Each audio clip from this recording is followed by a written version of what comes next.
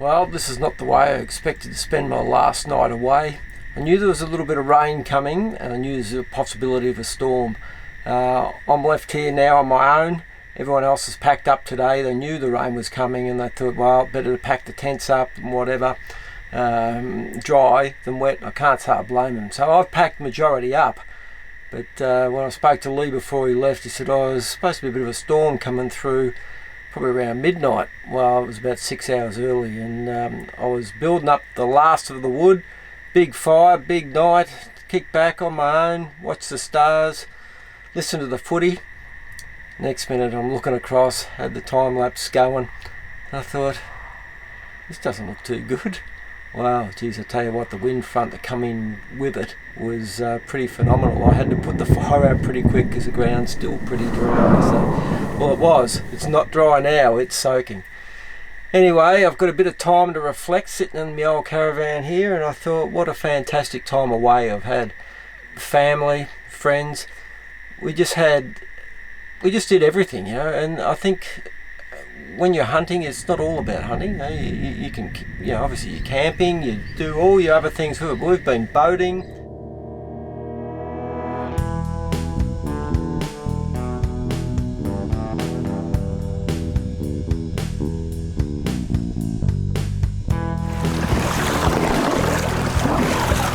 You don't need to catch fish to enjoy this, though.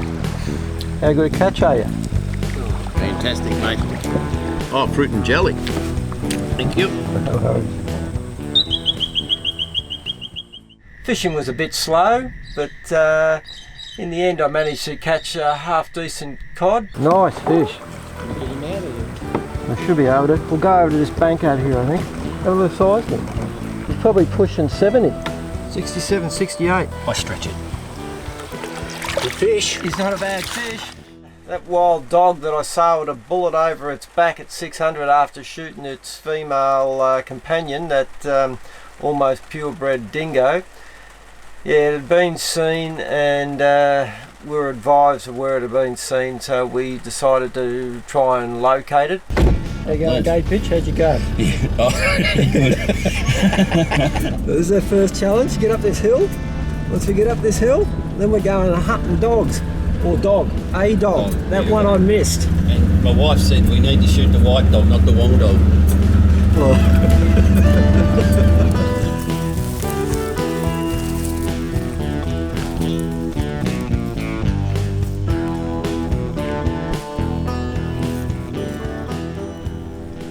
We hunted high and low for this dog, both myself and Lee, and couldn't see it. But they're smart buggers. They're real smart buggers. They don't get to be so big and last so long from just wandering around wherever. They travel the ridges and they know not to stay too long in one location. And in previous years in these valleys, myself and Lee and some of the boys have shot some pretty big dogs. And probably one of the most, probably one of the highlights of my hunting career was probably howling in a pack of dogs in the middle of the night, and it was myself, Lee and his youngest boy Charlie. We managed to howl this in. We could hear him coming. We could hear him coming from kilometres away up this valley.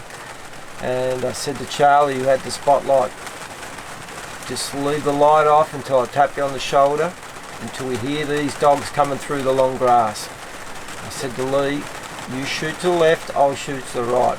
Well, when I tapped Charlie on the shoulder, this big white dog was coming in hard. Next minute, all I hear is boom, boom. I said to Lee, what happened about that you shoot left and shoot right? He goes, it was a big dog. And sure enough it was. It took both 308 shots in the chest without exiting.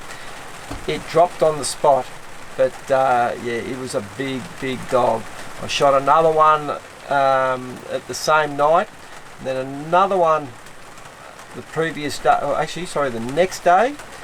So that was probably one of the biggest trips as far as the dogs. But we've shot many up in these gullies, and the damage they do is pretty devastating to not only livestock but to our native wildlife. And Lee, well, he had a little bit of a distraction that he normally wouldn't have. His new pup, April, what a fantastic dog, what a fantastic companion she already is and is going to be. The time and effort he's put into her in the last few weeks is just going to be so rewarding for both of them. She's a great mate. She's a great little hunter already. You can just see her nose working all the time, even around camp. She's got her nose to the ground. Next minute she'll turn and she'll just go after something. But being a pup, she's full of beans. And Lee's had his work cut out with her, but he's done a fantastic job so far. And I'm sure she'll not only be a great companion, but she's just going to be a bonus to our hunting situations in many times. So I'll let him talk a little bit about some of his day's events because they're quite entertaining. Well, as you can see, me and the little troublemaker, who has just got out of the car, I've tried to film her a couple of times, but every time she wants to come straight to me. So now that I've got your attention, so we're just going for a little walk today, and hopefully we'll see something that'll keep her interest. I'm just trying to get her up on a scent of something. If I can see a fox run off, I just want to track it. I don't want to follow it everywhere, and well, if I get a chance I'd shoot it, but I've got the 222 with me today, so I don't really want to be firing the centre fire. I've only got it here because of the dogs around. It's a bit hard holding this camera. She's sitting here, but she's been really good. She actually on the log before. I don't know if you could see, but she was just sitting and falling asleep in my lap. I don't know what she's going to be like when she sees something coming into the whistle. I think it might be all over before it gets started somehow. We had a big day out, didn't we? Yeah. It's the way it is. You get tired running around like a nut. What else I do? Oh, that's right. I travelled pretty much everywhere in search of fallow bucks croaking, but until today I hadn't heard any.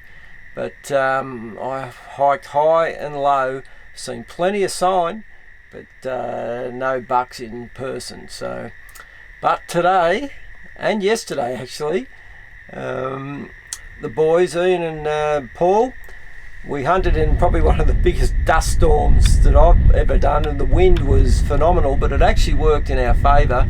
Not that we got anything on the ground, but the boys, Paul put up a big stag, big sambar stag that is, but never presented a shot, and seen a couple of fallow does and possibly definitely one, possibly two fallow bucks.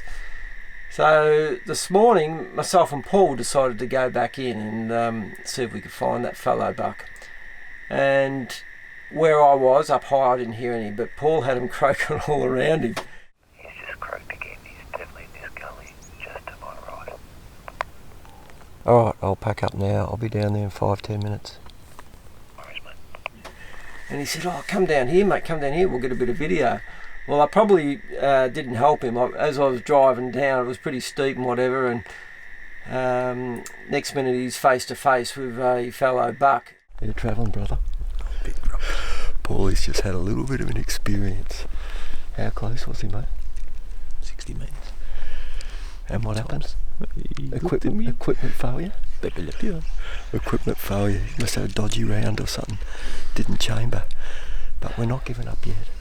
Paul's going to drop down the right. I'm going to go out in the open. And he's done the old Pepe Le Pew, as you see. Hopefully he hasn't gone too far. He was a nice buck though, wasn't he? Yeah. Good enough. Can I swear yet? Get over it, brother. Just going to pick up Paul now. It looks like that buck must have eluded us, outsmarted us. That's what happens. But I was a little bit unlucky. Sometimes things don't happen as you want them to, when you want them to. But it's always good fun. It's always good fun to be out. It's always just makes you more wanting for the next experience. Till next time, Paul. Till next time. Till next time. Sayonara. Well, I can now say the middle of April, the fallow bucks are croaking. So the rut is full on, and with this change in weather, this storm that's come through up here, I know they'll be going to town tomorrow. A bit of a shame that I've got to head off, but it doesn't really worry me. I've had a great time. I don't need to put things on the ground to enjoy my hunting, and I think that's the key thing when you do go away, enjoy all your surrounds, enjoy the bush, just enjoy being with your mates. Just make sure you keep it legal, represent hunters well, and enjoy what you're doing. And how can you not have a great time?